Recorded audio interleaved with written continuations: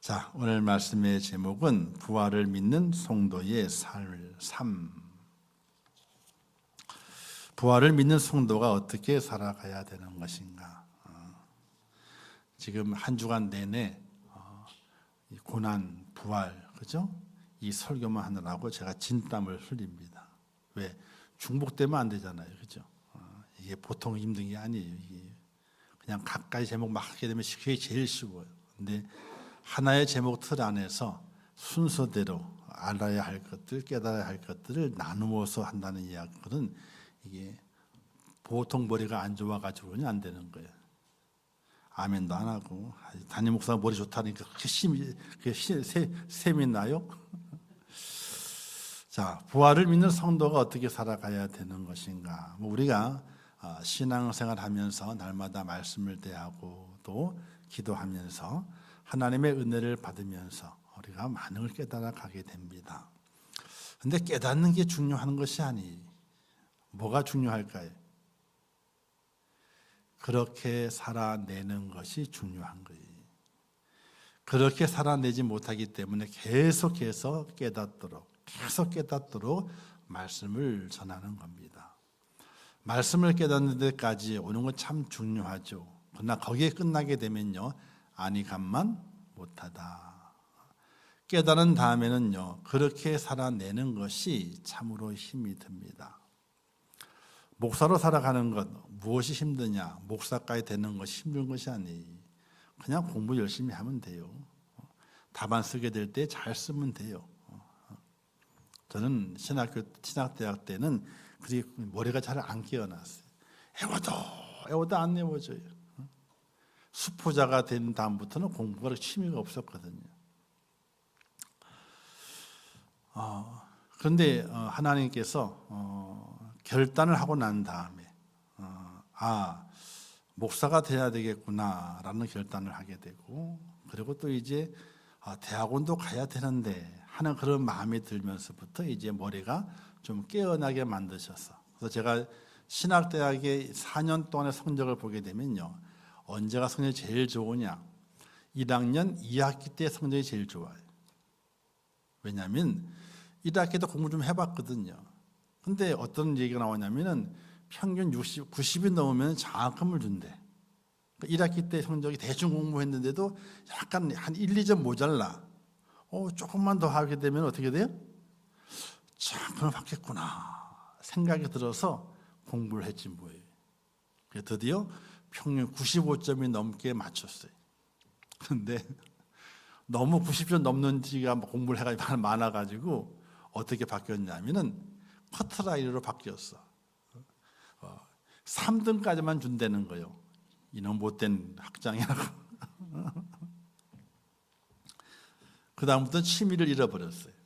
취미를 잃어버리고 얘라 대들어대라. 공부를 안 해요. 그래서 성적이 언제가 제일 좋으냐면 1학년 2학기 때 성적이 제일 좋고, 2학년 때 3학년 때는요 성적이 안 좋아요. 80 근처도 안 가. 왜? 공부를 안 했거든. 그 노는 게 좋잖아요. 얼마나 좋아요. 오전에는 공부를 하지만은 오후에는 정신 먹고 난 다음에는요, 식곤증이 드니까 공부하기 싫다 생각이 들잖아요. 그래서 건물에서는 강의를 하고 운동장에서 운동을 해요. 그러면 강의실에 들어가 있게요? 운동장에 가 있게요? 그렇지, 운동장에 가 있는. 교수님이 출석 부른 다음에 운동장을 봐. 야, 저놈들이 뭔 놈들이냐? 우리 과 이제 그 사람들이 저기 우리 과 학생들이라고 마음만 녀석들이 있어가지고 그렇게 족구를 하면서 그렇게 오후 시간을 때운 적이 있어요. 철이 없죠. 철이 없어. 그래서 신학대학 성적을 보게 되면은 2학년 때하고 3학년 때 성적이 제일 안 좋아. 제일 안 좋아. 그런데 3학년 말에 갔을 때에 이런 얘기가 들리는 거예요. 목사가 되려면은 신학대학원을 가야 되는데 신학대학원에 갈 수 있는 자격이 평균 80, B가 넘어야 된다는 거야. 그래서 얼른 계산해 봤죠. B가 될까요, 안 될까요? 안 돼. 그래서 잘 됐다 생각이 들었었는데 그런데 그래도 그냥 탈락하는 것보다는 자격이 돼서 붙었는데 안 간다 하는 게 훨씬 낫잖아요. 그죠? 자격이 안 돼가지고, 가기 싫었으니까, 목사 되기 싫었으니까, 자격이 안 돼가지고 못 간다 하는 것보다는 자격이 되는데 가기 싫어서 안 가는 거야. 얼마나 뒤가 더 좋아요. 이게 최면이 쓰잖아요.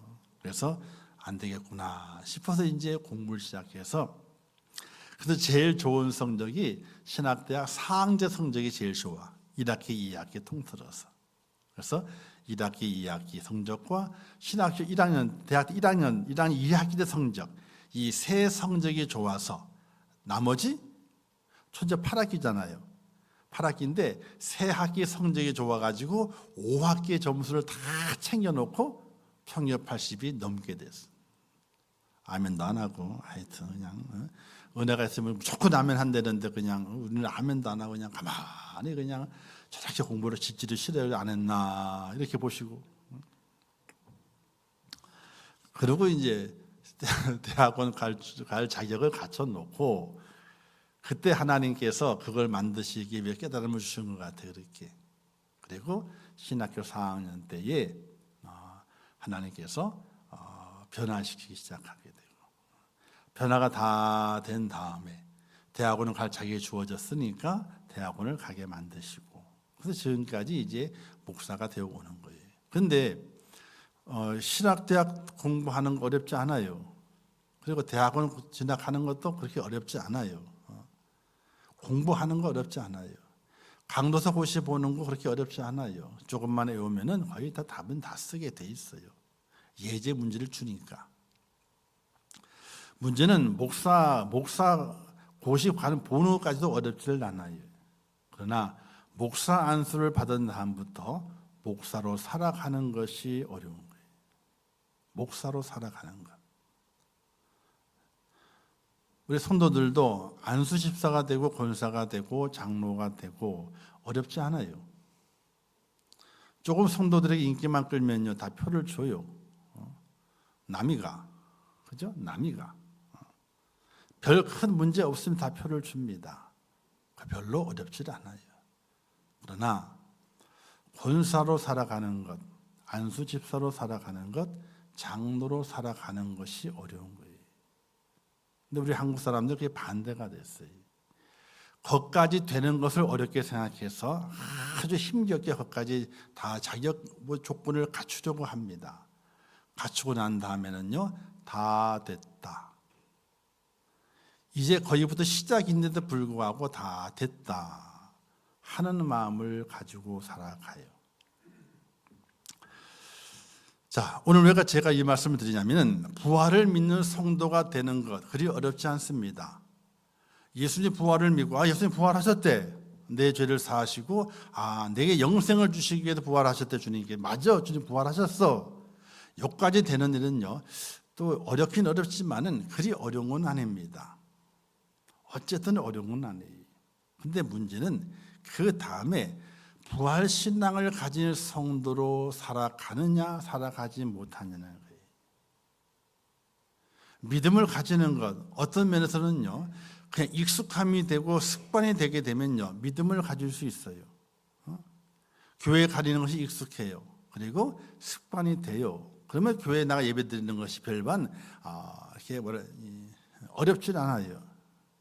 근데 그걸로 끝난다면은 과연 하나님의 구원의 은혜가 내게 마지막 때에 임하게 될 것인가?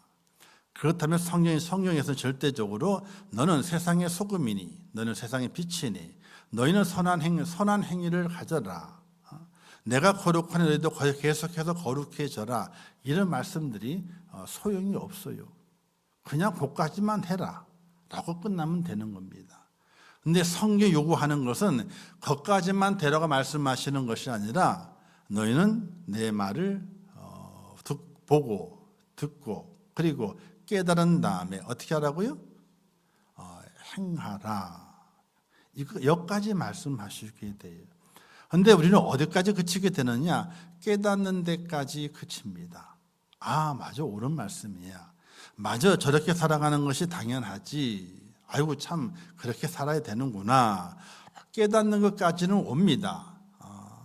조금만 공부를 하고 조금만 귀를 열고 또 내 마음에 긍정적인 마음을 가지고 수긍을 하게 되면요 다 깨닫습니다. 그런데 문제는 거기까지 깨닫는 것은요 이제 시작도 하지 않은 거예요. 시작을 안 한 거예요. 그런데 우리는 거기까지 깨달음을 통해 가지고 나는 다 됐다, 끝맛 피니시, 끝났다, 결승점을 통과했다라고 착각을 하고 살아가게 됩니다. 절대로 결승점을 통과한 것이 아니에요. 이제 출발선상에 설 수 있는 자격이 주어진 거예요. 그런데 우리는 그것을 자격이 주어진 것을 가지고 피니시, 이제는 끝났다 이거예요. 다 이루었다. 주님께 십자가에 말씀하신 것처럼 다 이루었다라는 그런 이 잘못된 착각을 가지고 살아가는 성도들이 참으로 많이 있다는 사실입니다. 부활을 믿는 성도가 어떻게 살아가야 될 것인가? 첫 번째 중요한 것이 바로 부활하신 주님을 믿어야 돼요. 절대로 변하면 안 됩니다. 오늘 믿었으니 끝이다. 아니, 내일도 믿으셔야 돼요. 모레도 믿으셔야 돼요. 그리고 내 삶에 환난이 와도 믿으셔야 돼요. 내가 곧 죽게 될 병에 걸렸을지라도 그것을 믿어야 돼요. 어떤 환경과 여건이 변한다 할지라도 절대적으로 우리 주님은 부활하셨다 하는 그 사실을 믿어야 돼요. 자, 만약 그것을 믿지 아니하면 어떤 자가 되느냐? 우리의 믿음이 헛것이 되고요, 망하는 것이 되고요, 맨 마지막에 우리처럼 불쌍한 사람이 없다. 예수 믿는 사람이 언제 제일 불쌍한 줄 아세요? 돈을 못 벌어서요? 사업에 실패해서요? 아니면 가정이 어려움을 겪어서? 아니에요. 절대로 그거는 불쌍한 게 아니에요. 예수 믿는 사람이 가장 불쌍한 것은요, 그의 마음에서 부활신앙, 예수님의 부활에 대한 믿음의 확신이 사라져버리게 될 때에, 그때에 가장 불쌍한 자가 돼요. 그래서 여러분들이 참 불쌍한 자가 아니라 행복한 자가 되기 위해서는요, 예수님의 부활을 확실히 믿고 그 부활이 나의 부활임을 고백하는 그 믿음을 가지고 계셔야 돼요. 만약 그걸 잃어버리면요, 여러분들 정말로 불쌍한 사람이 되는 거예요. 사랑하는 성도 여러분, 절대로 불쌍한 사람이 되지 않기를 주님의 이름으로 축복합니다. 예수님의 동생 중에 야고보라고 있습니다. 야고보도 이제 제자 중에 한 사람이 되게 되는데 나중에 야고보서를 기록하게 돼요. 근데 이 야고보가 처음에 예수님을 불신했어요. 그래서 전승이 뭐냐면요, 이 교부들, 교회의 이제 아버지라 불리는 그 어른들의 입에 전해 내려온 이야기가 있는데 야고보에 대한 이야기가 있어요. 예수님께 야고보와 제자를 이제 다니면 말씀을 가르치시게 될 때에 성만찬을 그러니까 교부들의 전승이에요. 성에 기록된 것이 아니고, 성에 기록된 성만찬은 마지막 날 밤에 한 번 한 거잖아요, 그렇죠? 근데 교부들의 내용 속에서는 그게 지어낸 이야기인지 아니면 정말 그런지 모르지만은 말로 전해져 내려오는 이야기 중에 성만찬은 거의 많이 진행이 됐답니다. 몇 번씩. 근데 예수님께 성만찬 하시게 되면서 야고보에게 잔을 주시는 거예요. 잔을 주면서 이것은 나의 죽음을 상징한다. 이렇게 하고 잔을 주니까 그 야고보가 그 잔을 발로 차버렸대. 전승에 의하면. 왜냐? 아니 맨날 잔을 주고 뭘 주면서 맨날 뭘 얘기하게 돼요? 성공한다는 이야기가 아니라 죽는다는 이야기하거든. 예수님이 성공해야지 자기도 성공하잖아요. 성공의 이야기를 하게 해야 되는데 맨날 죽음에 대한 이야기를 하게 되니까 에이 하고 발로 차버렸대. 그러던 그 야고보가 나중에 부활하신 예수님을 만나게 됩니다.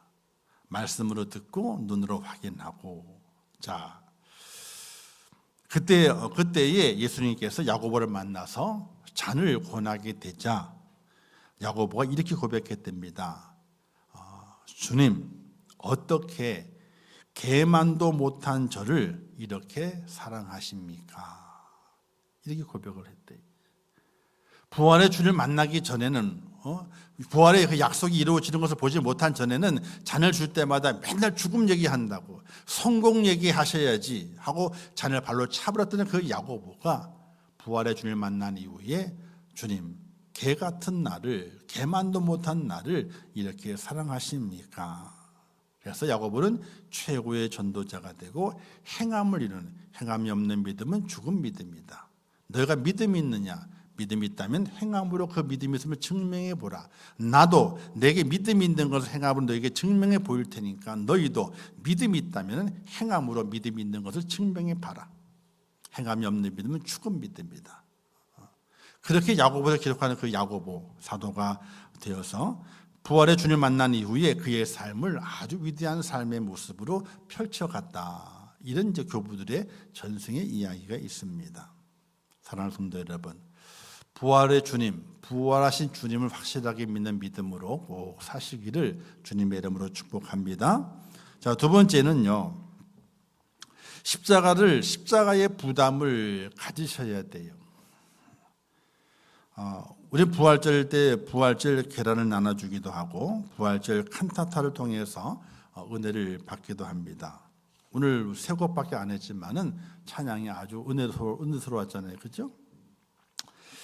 자, 그런데 그런 경험보다 부활절 계란을 깨는 경험, 부활절 칸타타라든지 행사를 통해서 그걸 어떤 뭔가를 체험하는 그런 경험보다는 십자가를 선택하는 모험이 오늘 우리 속에 있어져야 됩니다. 십자가를 선택하는 모험. 십자가는 삶의 마침표가 아니라 삶의 쉼표로서 예수님은 십자가를 통해서 부활의 영광을 만드셨어요. 그런 역사가 있음을 믿고 십자가의 부담을 절대로 피하지 말아야 됩니다. 십자가를 통해야만이 부활이 있는 겁니다. 십자가 없이는 기적은 장난이 되고 십자가 없이는 부활은 우화가 되고요. 십자가 없이는 재림은 헛된 망상이 되고 말아요. 그러므로 십자가는 참으로 중요한 겁니다. 십자가를 주님 말씀하잖아요. 너희가 나의 제자가 되려느냐? 그러면 자기 십자가를 지고 나를 따르라. 그래야 나의 제자가 되리라. 십자가를 치지 말라 그러시는 것이 아니라 십자가를 치라 그러세요. 십자가는 복음의 중심이고 교회의 상징입니다. 그래서 교회의 꼭대기마다 우리나라는 십자가를 늘 달아놓고 있게 되죠. 문제는 십자가의 삶이 요새 많이 퇴색되어져 가고 있다는 겁니다. 가끔 보게 되면 모태신앙 있잖아요. 모태신앙이요. 근데 이걸 어떻게 바뀌었어요? 모태신앙으로 바뀌었대요. 모태가 아니고 모태신앙으로 바뀌었답니다. 왜냐하면은 모태신앙은요, 부모님의 눈물의 기도 가운데 그 아이가 자란 겁니다.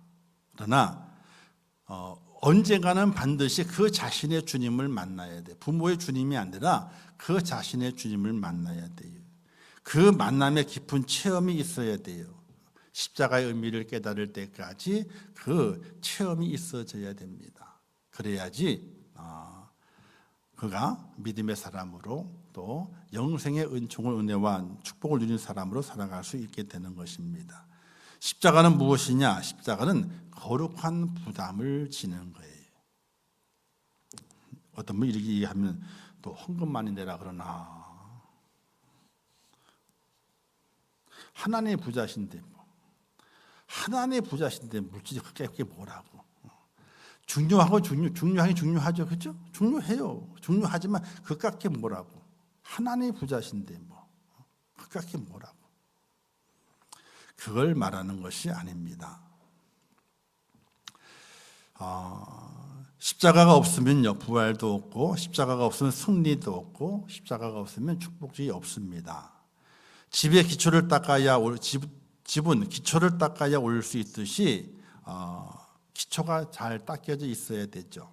열매는요, 씨를 뿌려야 얻을 수 있습니다. 십자가를 지는 것은 축복의 기초를 닦아내는 것이고 씨를 뿌리는 것과 같습니다. 진정으로 복을 받기를 원한다면 부담 없는 삶을 거부할 줄 알아야 돼요. 부담이 없는 삶을 거부할 줄 알아야 돼요. 자, 믿을 때 부담을 가지고 믿어야 돼요. 세상의 사교 단체는요, 어떤 분이 말하게 돼요.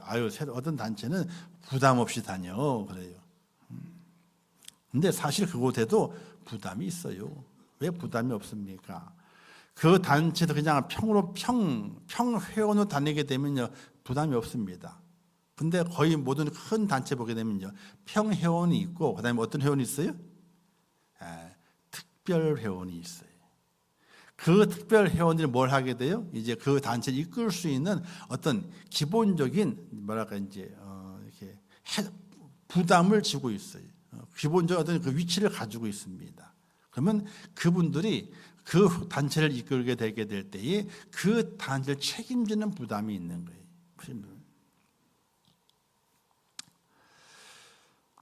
친구 관계도요, 부담을 지려고 해야 그 관계가 잘 유지가 돼요. 이해 안 되세요? 쉽게 얘기해서 어떤 친구가 와가지고 야, 밥 먹으러 가자 그랬어요. 밥을 한 끼를 샀습니다. 잘 먹었네. 그러고 이제 얘기가 끝났어요. 그다음에 그 친구 또 밥을 또 밥을 먹게 또 그 돈을 또 그쪽이 내는 거예요. 한참 그렇게 했네요. 그러면 밥을 계속 산 쪽에서 저놈 봐라. 내가 한 번 샀으면, 아니 내가 두 번 샀으면 한 번을 사야지. 제가 부담 없이 나를 만나네. 내가 그렇게 부담이 없나? 이 부담이 없다는 이야기는 뭐냐면 만만하다는 이야기거든요. 나를 그렇게 만만하게 보나? 저희는 누가 저희 교회에 손님으로 오잖아요. 친구 오고 오게 되면은 저희가 다 사요. 교회에 절대 부담 안 시킵니다. 제 개인 다 삽니다. 저희를 찾아오는 가끔 명절 때라든지 그 전에 이제 몇몇 사람들이 이제 이전에 또 교회에서 교인들이 옵니다. 오시면은 그분들이 저희를 섬기는 곳도 있지만요, 나중에 계산해 보게 되면요, 밥값이 더 나갈 때가 있어. 우리는 밥을 안 사 먹어도 되는데 우리 2명까지 포함되잖아요, 그죠? 그러니까 밥값이 더 많이 나가.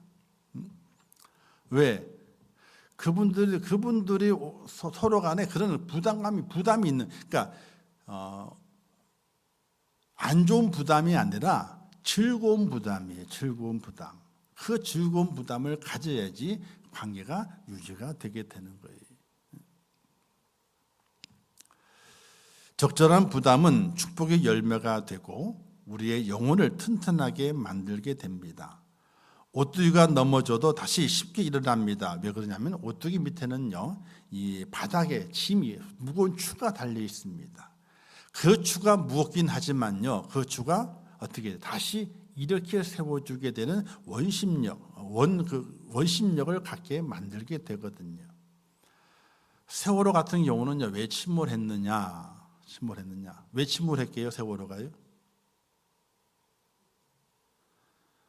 두 가지 원인이 있어요. 전체를 보게 되면 그걸 정확히 얘기를 안 하는데 그냥 국가 책임을 확 넘기네 그러게 되는 두 가지 원인이, 첫 번째 원인은 뭐냐면요, 그 배에 실은 차 있죠. 차를 제대로 고박을 하지 않았어. 차가 배에 실렸으면요, 배는 늘 요동을 잘 움직이니까 움직이지 않도록 고박을 해야 돼요. 또 차를 싣게 될 때에 좌우편으로 차의 중량에 따라서 균등하게 실어야 돼요. 그걸 잘 못한 거예요. 왜? 흔들렸을 때 침몰한 걸 보게 되면 차가 고박이 다 풀렸거든. 두 번째는요, 배에는요 평형수가 있어요. 이 평형수는 뭐냐면요, 거의 많은 배들마다 밖에서 확인할 수 있어요. 밖에서 색깔이 어떤 배는요 투톤으로 되어 있고 어떤 은 3톤으로 되어 있어요. 배가 큰 배는요 3톤으로 되어 있어요. 맨 밑바닥에 그려진 색이 있는 배가 있거든요. 그 부분이 있거든요.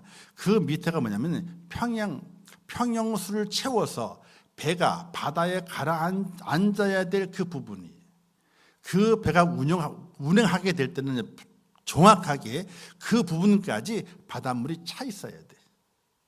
짐을 많이 실으면요, 평형수를 적게 넣어. 왜? 짐 때문에 배가 가라앉으니까. 짐을 적게 실으면요, 배가 가벼워지기 때문에 올라갔어. 그러면 물을 더 많이 집어넣어요. 그래서 그 선을 맞추게 돼 있어요. 나중에 배를 보셔요. 배가요 2톤이나 3톤이 있는데요. 3톤은 좀 배를 좀 잘하기 위해 3톤 하는 것이고 보통 2톤이 맨 밑에 빨간 부분이 있게 되게 배가 바다에 가라앉는 부분이 거기까지가 평형수가 차 있어야만이 배가 요동하게 될 때의 그 평형수 때문에 뒤집어지지 않는다는 거예요.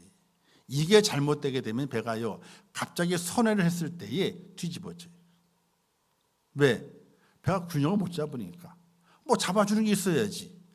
평형수가 그걸 잡아주는데 그게 부족하다든지 그걸 안에 있는 짐을 고박을 잠그는 걸 잘 못하게 되면 한쪽으로 무게가 쏠리기 때문에 배가 다시 원 상태로 회복이 되질 않아요.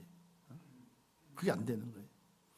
여러분 그 경륜 경기장 가보셨어요? 경륜 경기장. 경륜 경기장은요 그냥 바닥이 평평한가요? 자전거 타고 다니는 경기장이 경륜 경기장이에요. 바닥이 평평하지 않아요. 이렇게 원형으로 기울어져 있어요. 이게. 그걸 달리는 거예요. 왜? 속력이 나면 날수록 저절로 자전거가 밖으로 튀어나가는 힘이 생겨요. 튀어나가는 그 힘을 억제하기 위해서 달리는 바닥을 이렇게 그 각도를 세운 거예요. 튀어나가지 못하도록. 경륜 경기인데 안 가보셨으니 뭐 설명을 할 수가 있나? 그림을 보여줄 수도 없고. 어쨌든 적절한 십자가의 부담이라고 하는 것은 우리의 믿음의 삶 속에 우리가 흔들리게 될 때에 그때 우리를 잡아주는 평형수와 같다. 전복되지 않도록 잡아주는 평형수와 같다는 이야기. 우리는 살아가면서 이런 삶이 필요합니다. 부담을 주려는 마음은 가지지 말되 부담을 지려는 마음은 가져야 된다. 아시겠죠? 부담을 주려는 마음은 있으면 안 돼요. 내가 부담을 줘야지. 그러나 내가 부담을 가져야지 하는 그 마음은 가지고 살아가셔야 돼요. 그래야 십자가의 부활을 믿고 그 믿음의 길을 걸어가는 하나님의 사람이 될 수 있고 마지막까지 우리의 신앙을 지켜가면서 하나님의 은총을 받고 주의 나라에 들어가는 하나님의 사람이 될 수 있다는 사실이에요. 세 번째는요, 부정적인 자신을 극복하며 살아가야 돼요. 축복을 받으려면 주님 안에서 부정적인 자기 이미지를 극복하고 긍정적인 이미지의 삶을 살아가는 하나님의 사람이 돼야 돼요. 할 수 있거든이 무슨 말이냐? 그죠? 할 수 있거든이 무슨 아버지가 그랬잖아요. 예수님, 주님 하실 수 있거든. 그러니까 말을 고쳐라. 말을 하실 수 있거든이 무슨 말이에요? 그 단어는 안 된다는 거예요. 하실 수 있거든이 아니라는 거예요. 오늘 우리의 말 자체가 부정적인 그 말의 모습을 다 지워버리고 긍정적인 축복의 말을 할 수 있는 하나님의 사람이 되어야 됩니다. 그래서 부정적인 이미지에 갇혀 있는 사람은요, 늘 입술마다 부정적이 안 된다. 그럼 어떻게 돼요? 안 돼요. 죽었다 깨나도 안 돼. 근데 된다 그러면요. 언제 돼요? 죽었다 깨나면 돼. 죽었다 깨나면 돼. 허투루 듣지 마세요. 죽었다 깨나면 된다니까요. 죽었다 깨나는 게 뭐예요? 내가 주님의 부활을 체험하고 믿음 안에 다시 살아나게 되잖아요. 그러면 다 되게 돼 있어요. 할렐루야. 세상의 전문가들이 이렇게 말할지 모릅니다. 성도님, 오르지 못할 나무는 쳐다보지도 마세요. 그저 편하게 살다 가세요. 당신은 더 이상 날 수 없습니다. 우리 어르신들이 그래. 나이가 많은데 뭘 하냐고. 제가 그럴 때 웃고 넘어가지만요. 어떤 마음 들은 줄 아세요? 내가 더 나이가 많았으면 그냥. 나이가 적으니까 그냥 지나가는 거지. 내가 더 나이가 많았으면 어떻게 돼? 한 대 주워 받겠다는 얘기예요. 한 대 주워 받겠다고. 절대로 아니 연세가 드시니까 힘도 없지. 당연하지. 힘이 어디서 힘이 없지 뭐. 당연하게 돼요. 자꾸 잊어버리지 뭐. 어디 기억나요? 지금 말했던 것도 잊어버리는데 뭐. 그죠? 그래요. 어쩔 수 없어 그거는. 어쩔 수. 그런데 그럴지라도 내 몸은 그럴지라도 우리의 마음은 어떻게 돼요? 우리의 마음은 그러지 말자 이거야. 우리 집 마음은 그러지 말자 이거지. 이런 인간 전문가의 말을 믿으면 안 돼요. 인간 전문가, 아이고 성도님 오르지 못하려면 쳐다보지도 마세요. 아이 그 나이에 뭘 한다고 그냥 잠잠히 가만히 있는 거 도와주는 거니 가만히 있어요. 이런 인간 전문가의 말을 듣지 말아야 돼요. 내가 지금 이 나이에 어떻게 그런 일을 하겠어? 지금까지는 못했는데 앞으로 어떻게 하겠어? 이런 사람에게 예수님은 단칼에 이렇게 말씀하시잖아요. 할 수 있거든이 무슨 말이냐? 믿는 자에게는 뭐라고요? 능치 못함이 없느니라. 아멘.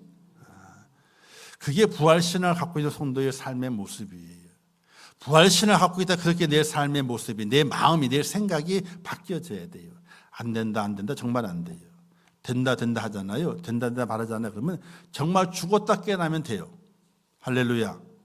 그 은혜가 있다니까요. 그걸 꼭 기억하셔야 돼요. 마지막 네 번째는요. 큰 희망을 가지고 사셔야 돼요. 제가 간혹 수요일이나 또 새벽 예배 또 금요기도 때 이런 얘기를 하게 돼요. 저는 가끔 엉뚱한 꿈을 꾼다고. 하나님께서 내 집을 정말 어리번쩍하게 만들어 놓으시고 황금길을 만들어 놓으시고 오색 찬란한 그냥 그 성을 만드신 다음에 내 집이다. 할렐루야. 아니 목사가 천국 가가지고 이렇게 오색 찬란한 집을 갖는다는 게 그 배가 그렇게 아파요? 아멘을 크게 하셔야지 그게 되는 거지 이게. 자, 사람들 죽음을 무서워하게 되죠. 왜 무서워할까요? 모든 것이 끝난다고 생각하기 때문에 그렇습니다. 모든 게 다 끝난다.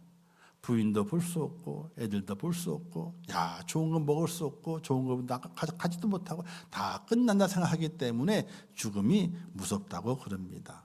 절대로 그러나 죽음이 죽음으로 끝나는 것이 아닙니다. 죽고 난다면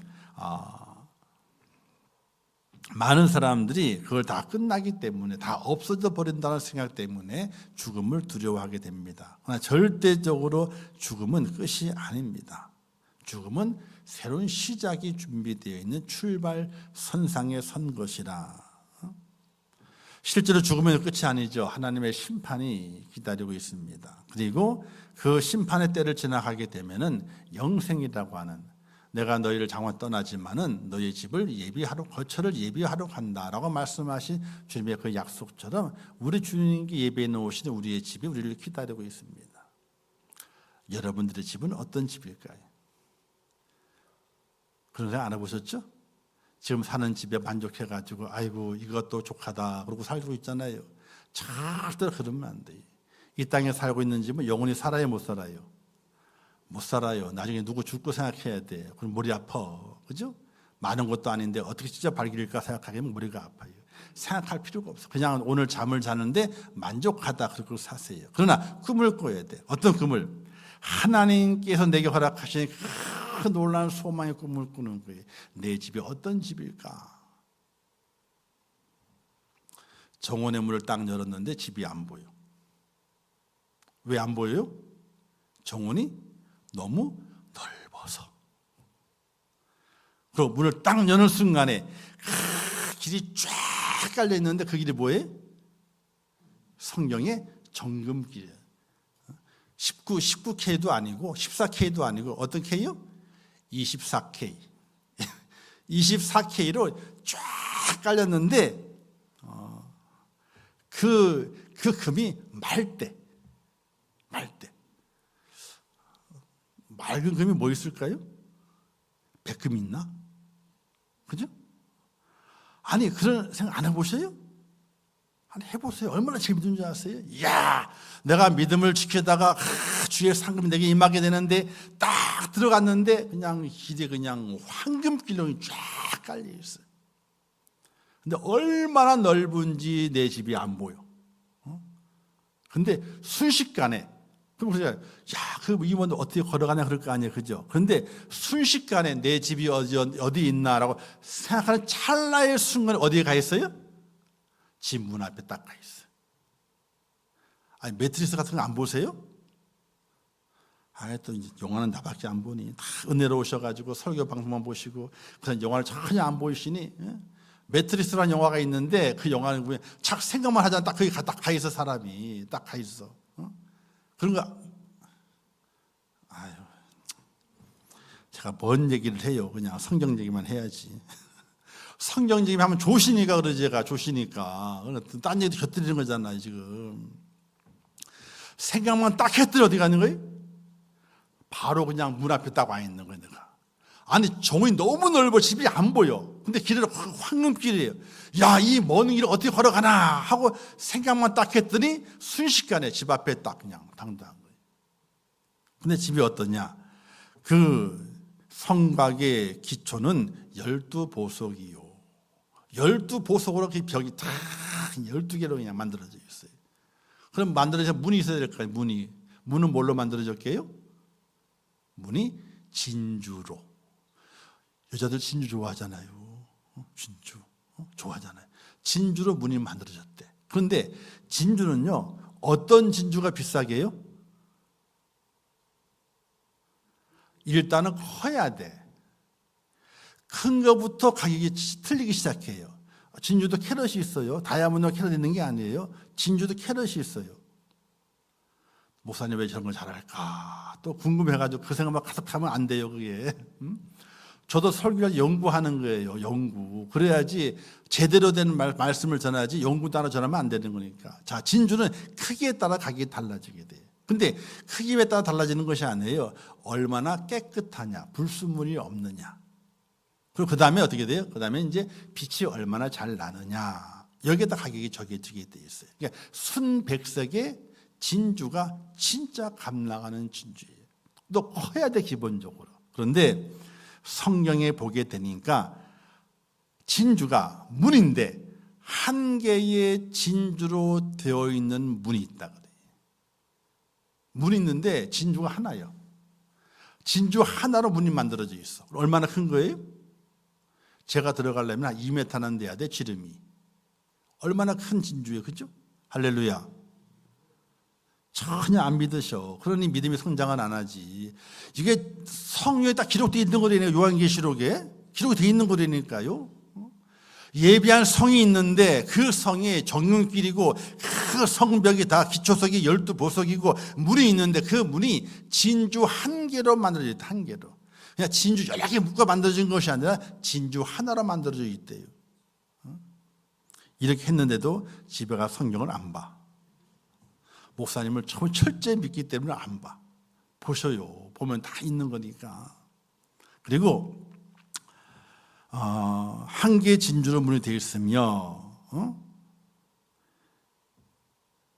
성도 그 집 모든 그 담 그다음에 벽, 이 모든 벽도 정금으로 되어 있다. 이렇게 말씀했어요. 우리에게 준비하신 예루살렘의 그 성이 있는데 그 성이 이렇게 되어 있다. 이렇게 말씀하게 돼요. 그 성이 누구 성이에요? 따라하세요. 그 성이 내 성이다. 할렐루야. 그 성을 준비하신다니까요. 꿈을 꾸세요. 하나님 거기에 좀 첨가하면 안 되겠습니까? 첨가하면. 저는요 루비를 좋아하는데 루비가 무슨 색깔이에요? 자주색. 그리고 사파이어도 좋아해요. 사파이어는 무슨 색이에요? 청록색, 하늘 청록색이에요. 하나님 하나 첨가할 것이 선택사항에도 첨가할 것이 있는데요.